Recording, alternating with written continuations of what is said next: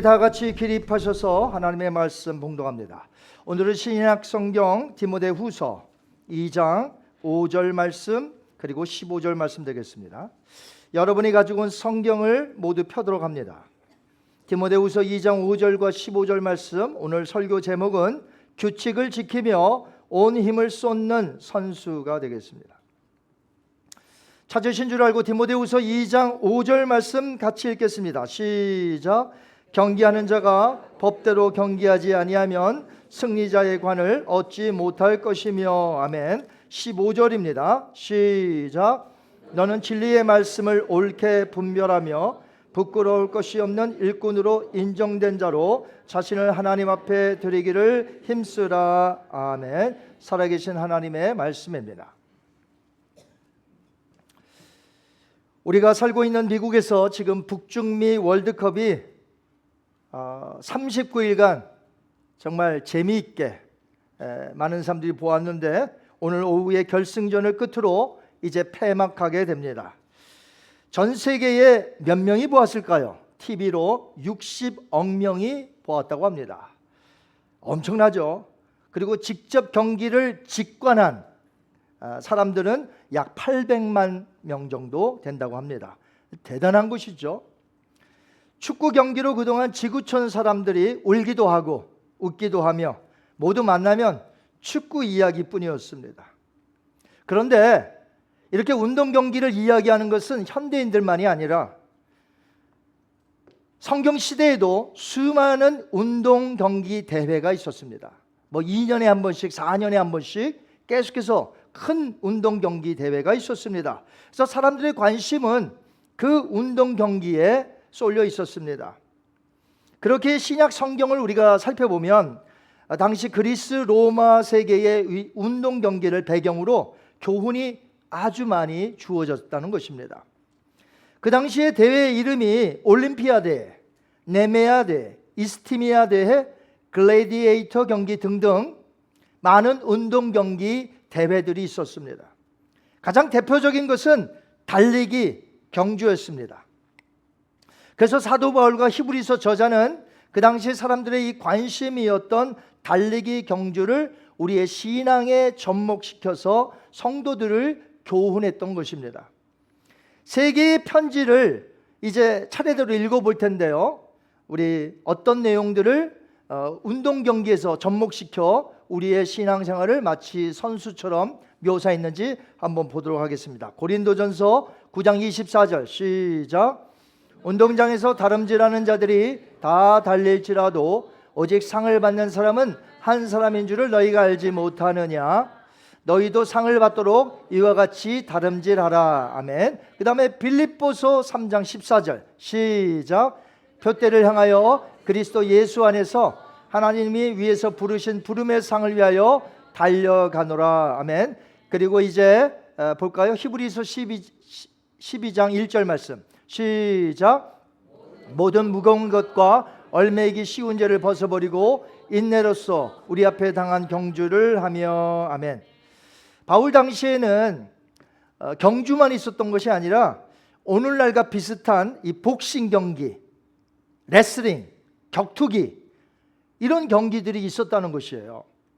그 당시 권투와 격투 경기는 선수들이 오늘날처럼 이 글러브를 끼는 게 아니라 가죽끈을 이렇게 감고 싸웠습니다.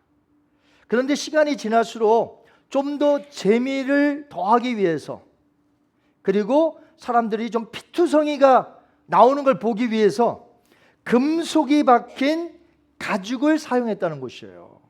그러니까 이걸로 상대방을 치면 어떻게 돼요? 피가 흐른다는 거죠. 그래서 성경 저자들은 이런 경기를 떠올리며 지금 성도들의 신앙을 교훈하고 있습니다. 한번 볼까요? 고린도전서 9장 26절, 히브리서 12장 4절 두 절 계속 읽습니다. 시작. 싸우기를 허공을 치는 것 같이 아니하며. 그 다음에요, 너희가 죄와 싸우되 아직 피 흘리기까지 대항하지 아니하고. 이 두 가지는 분명히 달리기 선수를 비유한 건 아니죠. 복싱 선수, 격투기 선수. 그래서 허공을 치면 안 되고 제대로 맞춰야 되고, 그 다음에요, 피 흘리기까지 싸우지 않았다. 죄와 싸우되 피 흘리기까지 싸우지 않았다. 이런 표현을 한 것입니다. 그러니까 바울과 히브리서 저자는 이 말을 했을 때에 그 당시에 크리스찬들이 금방 알아들을 수 있는 경기와 그런 대회들이 있었다는 것이죠. 그래서 지금 이 신약 성경의 저자들은 우리 성도들에게 신앙을 접목시켜서 지금 교훈하고 있다는 것입니다. 그런 면에서 저는 이 시대의 지구촌의 최대 축제가 지금 뭐죠? 월드컵. 월드컵 모르는 사람 없잖아요. 그래서 월드컵에 있었던 이야기를 좀 제가 하면서 여러분에게 오늘 신앙의 접목을 좀 시켜보려고 그래요. 월드컵에 있었던 이야기들을 우리의 신앙에 한번 어플라이를 한번 해보려고 합니다.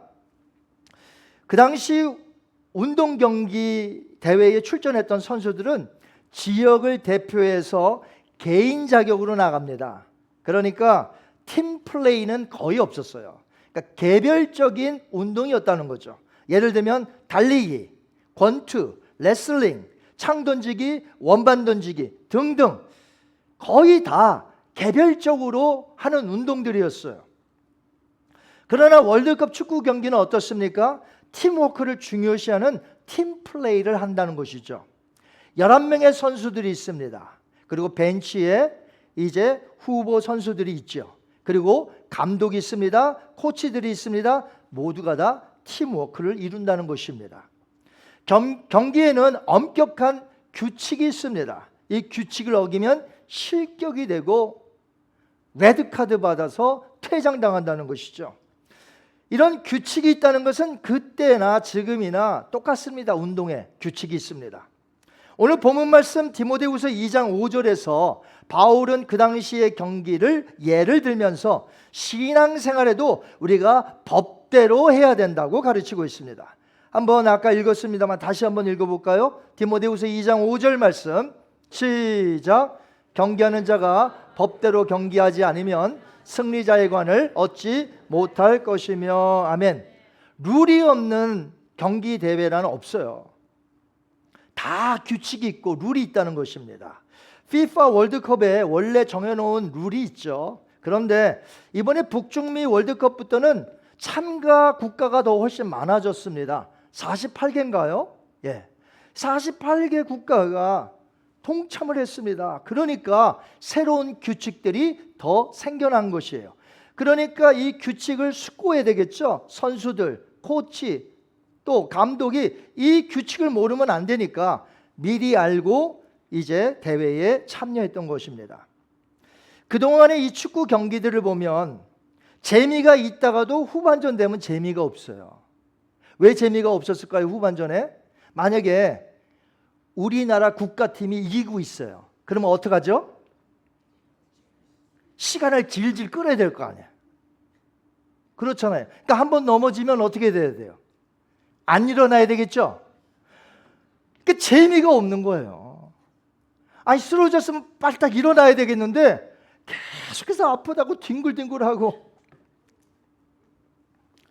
그래서 이기고 있거나 비기고 있으면 비겨도 나아가는 팀들 이런 팀들은 시간 끌기를 합니다. 그러한 축구를 일명 뭐라고 그래요? 침대 축구라고 하잖아요. 누워있어 누워있어 축구를 안 하고 누워있어. 그러나 이번 대회부터 어떻게 된 줄 아세요? 규정이 바뀌었습니다. 여러분 요번에 월드컵이 다 이구동성으로 재미있다고 그래요. 여러분 재미있었습니까? 다른 월드컵보다 재미있는 이유가 있어요. 왠지 아세요? 룰이 바뀌었기 때문에 재미있는 거예요. 예를 들면 어떤 사람이 쓰러졌어요. 선수가. 그러면 너무 아프다고 그래요. 그러면 바깥에서 코치가 사람을 보내죠. 그래서 이게 어떻게 다쳤는지 이렇죠. 그러면 이렇게 한번 보면 이 사람은 반드시 라인 밖으로 나가야 돼요. 그래서 1분이 지나야 돼. 들어오려면. 그런데 1분이 지났다고 자기가 이걸 재갖고서는 1분 됐으니까 나 들어갑니다가 아니라 심판이 됐다고 들어와야 되는데 그게 1분 30초가 될 수도 있고 2분이 될 수도 있어요. 왜요? 게임이 지금 진행 중이면 그거 끊고 어떻게 들어오라고 합니까? 그러니까 이게 2분도 될 수 있고 3분도 될 수 있는 거예요. 이건 무슨 소리예요? 우리 팀이 10명으로 싸워야 된다는 거예요. 자기가 빠졌으니까. 자, 그러니까 웬만하게 아파도 그냥 벌떡 일어나는 거예요. 저 바깥에서 사람도 아니 나 벌떡 일어나는 거예요. 그러니까 게임이 재밌는 거예요. 그리고 선수 교체도 예전에는 어떻게 했습니까? 이 코치와 감독이 이게 시간 끌기용으로 많이 선수를 교체했습니다. 그래서요, 이렇게 선수 이렇게 교체한다고 이제 번호 들잖아요. 그러면 저 뒤에서 어슬렁하고 경기 밖으로 나오는데 1분도 더 걸려요. 지고 있으면 빨리 나오겠죠.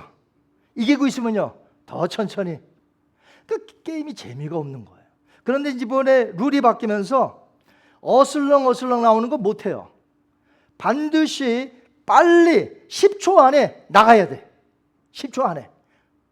저기 있다면 그 근처 라인 밖으로 나가면 되는 거예요. 여기까지 올 필요도 없어요. 그러니까 게임이 재밌어요. 골키퍼 볼을 딱 잡으면 쓰러지죠. 이거 뭐 10초, 30초, 40초 계속 붙들고 있어요. 그러니까 재미가 없어요. 그래서 골키퍼도 8초 안에 볼을 차지 않으면 골 소유권이 상대방에게 넘어가요. 자, 그러니까 이번 대회에 이런 룰을 통해서 게임이 재밌는 것이죠. 근데 이번 대회에서 아주 특이한 규칙이 또 생겼어요. 뭐냐면 일명 비시니우스 법인데, 경기 중에 이렇게 입을 가리고 상대방이나 선수나 감독에게 이렇게 말하면 퇴장이에요. 레드카드. 왜냐하면 인종차별적인 말, 욕설을 하지 못하도록. 그러니까 같은 팀한테는 이렇게 말해도 돼요. 같은 팀한테는 이게 어떤 작전이니까 새지 않도록 이렇게 입을 막는데, 상대방 선수나 감독에게 이렇게 말했다는 건 뭐예요? 욕했다는 거예요. 욕설하고 인종차별적인 말을 했다는 거죠. 그래서 이번 대회에서부터는 이렇게 하면 당장의 레드카드. 그런데 파라과이 선수가 이렇게 했다가 그냥 퇴장을 당해버렸어요. 그 다음에 에콰도르 선수가 2호 퇴장을 받았는데 또 멕시코 선수에게 이렇게 말했다가 퇴장당해서 그라운드 밖으로 나갑니다. 퇴장당한 선수는 여러분이 아시는 대로 벤치에 못 있어요. 밖으로 나가야 돼요. 아예 그라운드를 떠나야 돼. 또 이런 규칙도 생겼어요. 이번에 아르헨티나와 팽팽하게 싸우던 스위스 선수가 넘어졌습니다. 아프다고 막 호소해요. 그러니까 주심이 달려가더니 쓰러뜨린 아르헨티나 선수에게 옐로우 카드를 내놨습니다. 그런데 VAR 룸에서 주심 보고 잠깐 와서 보라는 거예요. 그래서 가서 봤더니 새롭게 생긴 법이에요. 봤더니 헐리우드 액션 한 거예요. 헐리우드 액션. 그러니까 부딪히지도 않았는데 넘어진 거예요. 그러니까 상대방 선수로 하여금 옐로우 카드 받으면 이렇게 움찔해서 선수를 방어를 잘 안 합니다. 과격하게. 왜? 퇴장당할 수 있으니까. 그러니까 헐리우드 액션 한 거예요. 이것이 1호로 그 사람이 퇴장당을 당했습니다. 팽팽했던 경기였어요. 스위스와 아르헨티나. 근데 그 선수의 퇴장 한 사람으로 말미암아 수적 열세로 인해서 어떻게 돼요? 스위스는 아르헨티나에게 패배당했습니다. 이렇게 규칙들이 많이 생겨났고 또 있었고, 그래서 그들이 규칙에 따라 운동을 했듯이 우리의 신앙생활에도 따라야 할 규칙이 있다는 거예요. 규칙이 뭐죠? 따라하십니다. 하나님의 말씀. 성경이 유일한 표준이요 우리가 따라야 할 원칙인 줄 믿습니다.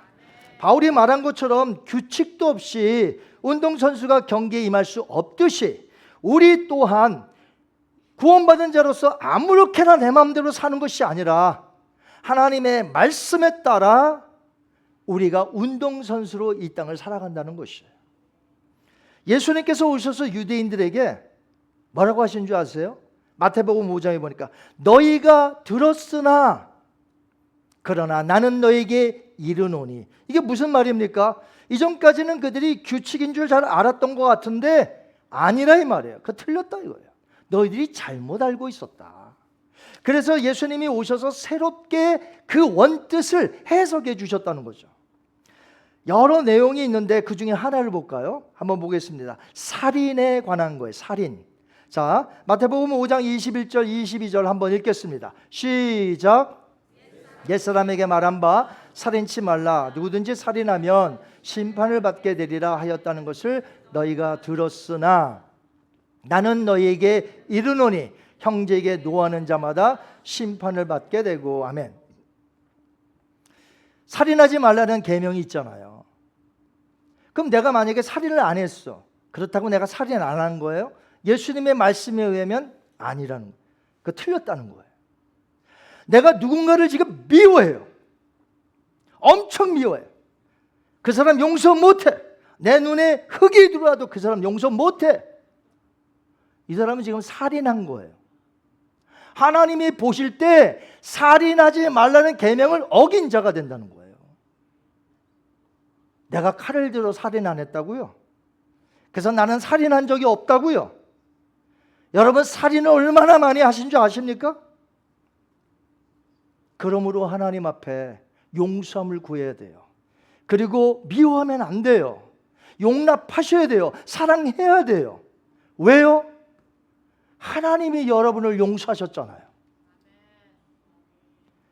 나 같은 죄인이 용서함 받아서 큰 은혜 가운데 구원받았는데 나는 내 형제를 용서하지 못하고 미움과 증오와 아주 그냥 그 사람 보면 그냥 화가, 오늘도 살인하고 있는 거예요. 오늘도 용서하세요. 사랑하세요. 받아주세요. 이 성경 말씀을 규칙으로 나의 삶의 표준으로 삼고 살아야 되는데 우리는 그저 마음대로 해석하고 마음대로 내가 살았다는 것이에요. 구원받은 성도라면 하나님의 말씀이 내 삶의 규칙이요 표준이 되어야 될 줄 믿습니다. 예수님께서 우리에게 면류관과 상을 주시겠다고 하셨어요. 여러분 믿으십니까? 자, 그러면 그 상과 면류관은 이 땅에서 살아오는 동안 구원받은 자들이 규칙대로 살았을 때에 상과 면류관을 주신다는 말씀이지, 아무렇게나 내가 살았는데 내 마음대로 아무렇게나 살았는데 상과 면류관 준다는 말이 아니란 말이죠. 바울은 평생 경주자로서 선한 싸움 다 싸우고 믿음을 지켰노라고 고백을 했습니다. 바로 바울 같은 삶을 우리가 살아야 돼요. 구원받았다면. 신약성경 마지막 책이죠. 요한계시록 22장에 보면 무엇이라고 하셨는지 한번 읽어볼까요? 22장 12절, 22장 18절, 19절 계속해서 읽어보겠습니다. 시작. 보라, 내가 속히 오리니 내가 줄 상이 내게 있어 각 사람에게 그가 행한 대로 갚아주리라. 그 다음에 잘 보세요. 내가 이 두루마리의 예언의 말씀을 듣는 모든 사람에게 증언하노니 만일 누구든지 이것들 외에 더하면 하나님이 이 두루마리에 기록된 재앙들을 그에게 더하실 것이요 만일 누구든지 이 두루마리의 예언의 말씀에서 제하여 버리면 하나님이 이 두루마리에 기록된 생명나무와 및 거룩한 성의 참여함을 제하여 버리시리라. 아멘. 그러니까 예수님께서 계시록에서 하신 말씀을 한번 종합해 보면 이렇습니다. 이 세상에서 이기는 자로 산다는 것은 내가 예수님을 믿어야 이기는 자로 살아요. 그런데 그 이기는 자는 어떻게 살아가느냐 하면 예수님의 말씀인 이 성경을 그대로 믿고 이 말씀의 삶의 표준에 따라 산다는 거예요. 근데 어떤 자들은 이 말씀에 자기의 생각들을 막 넣어요. 애도한다는 거예요. 그 다음에 어떤 사람들은 이 말씀에서 빼내요. 더하거나 빼내는 자들은 천국에 들어갈 수가 없는데 무슨 상을 받아요? 무슨 면류관을 받아요? 천국을 못 가고 지옥을 가는데. 그러니까 이 땅에서 하나님의 상을 받고 이제 면류관을 받을 자들은 구원받은 자들로서 이 땅에서 이제 자기 마음대로 사는 자들이 아니라 하나님의 말씀에 따라 사는 자들, 그런 자들에게 나중에 상을 주시고 면류관을 주신다는 것이에요. 믿으십니까? 그래서 우리는 성경 말씀을 날마다 읽고 묵상하고 암송하고 설교를 듣고 그러는 이유가 뭐예요? 말씀대로 따라 살기 위한 것이에요. 만약에 내가 삶을 살지 않고 그냥 읽고 암송하고 듣기만 한다면 내 머리만 커지는 거예요. 그건 아무 유익이 없어요. 내 삶에 적용이 되어야 한다는 것이에요. 그것이 뭐예요? 이 땅에서 이기는 자로 운동선수로 살아가는 삶이라는 것이죠. 운동 경기에서 퇴장당한 선수들은 규칙을 어기다가 레드 카드를 받아 불명예스럽게 퇴장당했습니다. 그런데 여러분 축구를 가만히 보시면 퇴장당한 팀이 이기는 거 보셨어요? 거의 없어요. 100%는 아니에요. 가끔 비기기도 하고, 근데 그건 아주 적은 퍼센테이지로. 아무튼 퇴장 하나 받았다 그러면 그 팀은 뭐 했다고 생각하면 돼요? 졌다고 생각하면 되는 거예요. 왜요? 공격은 못해요. 수비만 하는 거예요. 선수가 한 명 부족하기 때문에 전부 다 집니다. 그러니까 레드카드 받아서 불명예스럽게 그 사람 혼자만 퇴장당한 게 아니라 그 팀 전체가 지게 된다는 것이죠. 그래서 우리는 교훈을 받아야 될 줄 압니다. 우리 다시 한번 이 규칙이 얼마나 중요한지 디모데후서 2장 5절 말씀 다시 한번 읽어볼게요. 시작. 경기하는 자가 법대로 경기하지 아니하면 승리자의 관을 얻지 못할 것이며. 아멘. 자, 이제 우리 설교 제목 그 두 번째 파트를 잠시 교훈받기 원해요. 오늘 설교 제목 이렇습니다. 한번 따라하세요. 규칙을 지키며. 자, 이 내용을 배웠어요. 이제 뒷부분이에요. 따라하십니다. 온 힘을 쏟는 선수들. 자, 선수라면 어떻게 해야 돼요? 최선을 다해서 뛰어야 됩니다. 온 힘을 다해서 뛰어야 됩니다. 아멘. 우리가 그렇게 살아야 하는 거예요. 대충 살면 안 된다는 거예요. 온 힘을 다하여 최선을 다하여 살아가야 함을 믿으시기 바랍니다. FIFA가 정해놓은 한 국가의 축구 선수를 몇 명까지 데리고 나올 수 있냐면 26명까지 데리고 나올 수가 있어요. 26명을 생각해 보세요. 그 나라의 국민의 숫자가 얼마나 많습니까? 그런데 26명 안에 포함이 되어야 하니 얼마나 축구를 잘해야 되겠습니까?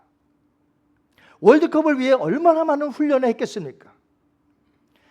그런데 우리나라만 26명 잘하는 선수가 나온 게 아니라 저쪽 나라 이쪽 나라 전부 다 26명이 축구를 도사같이 잘하는 사람들만 모인 거예요. 그러니 월드컵에서 나와 상대할 국가가 얼마나 잘하겠습니까? 적당히 해갖고 되겠습니까?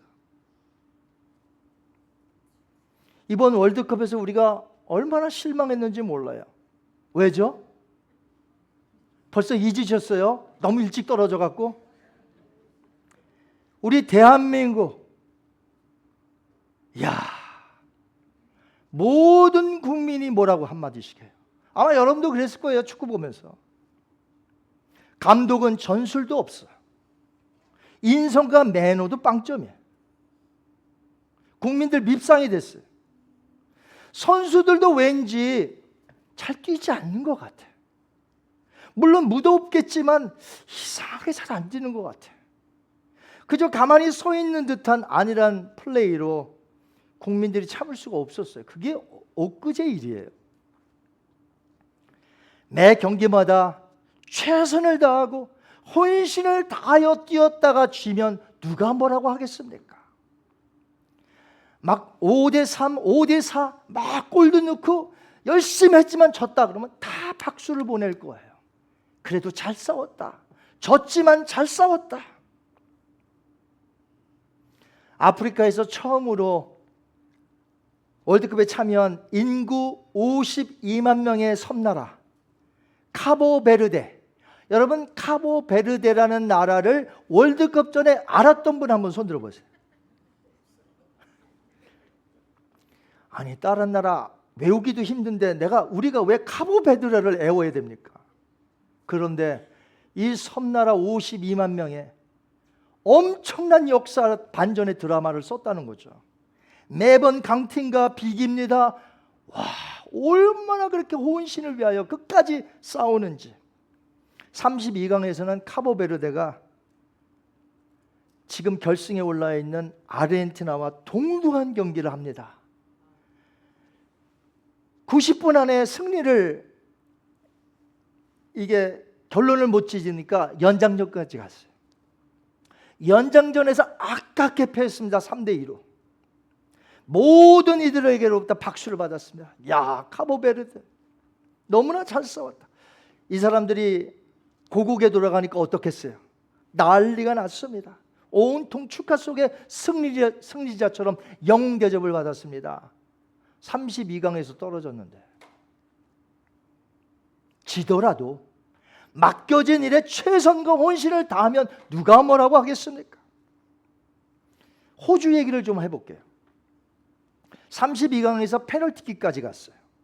승부를 가리게 됩니다. 그런데 여기서 탈락하고 맙니다. 이집트한테. 호주가 왜 이집트에서 탈락된 줄 아세요?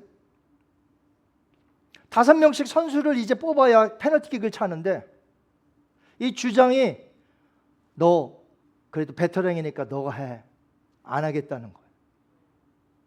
안 하겠다는 거예요. 그러니까 누가 찾느냐? 18살 먹은 처음 나온 소년이죠. 소년. 18살이면 여기 지금 고등학생이에요? 18살 선수가 페널티킥을 찼는데 실축을 했어요. 얼마나 중압감이 있었겠습니까? 그 떨리는 마음에 베테랑들도 다 안 하겠다고 하는데, 그런데 패배하고 이제 떨어졌죠. 호주가 비난을 하는데 18살 먹은 이 축구 선수에게 비난하는 것이 아니라 감독이 왜 18세 소년을 내보냈느냐, 감독이 왜 베테랑 선수를 내보내지 않았느냐, 그 베테랑 선수들과 감독이 욕을 먹었어요. 저는 그 모습들을 보면서 오늘날 현대교회 안을 한번 생각해 봤어요. 혼신을 다하고 책임을 완수해야 될 교회 생활 수십 년 한 중직자들이 본인의 책임은 회피하면서 오히려 초신자들에게 이를 떠맡기지는 않았는가 곰곰이 생각해 봤습니다. 여러분, 교회 중직은 다릅니다. 엊그제 믿은 초신자하고 다릅니다. 교회 생활 몇 년 하셨습니까? 직분을 뭘 받으셨습니까?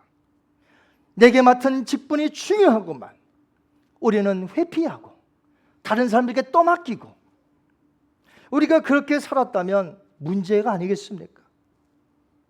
바울은 목회자인 디모데에게 오늘 15절에서 이렇게 교훈을 했습니다. 15절 말씀, 오늘 본문의 말씀이기도 해요. 한번 보겠습니다. 시작. 너는 진리의 말씀을 옳게 분별하며 부끄러울 것이 없는 일꾼으로 인정된 자로 자신을 하나님 앞에 드리기를 힘쓰라. 아멘. 목회자 역시 성경 연구 게을리해서는 안 됩니다. 기도와 말씀으로 잘 준비하여 부끄러울 것이 없는 일꾼으로 인정된 자로 자신을 하나님 앞에 드리기에 목회자도 힘써야 되겠지만, 목회자만 힘써야 되나요? 교회 안에 있는 성도들도 마찬가지입니다. 중직자들 힘써야 합니다. 여러분이 앞장서야 됩니다. 모든 면에서 앞장서셔야 됩니다.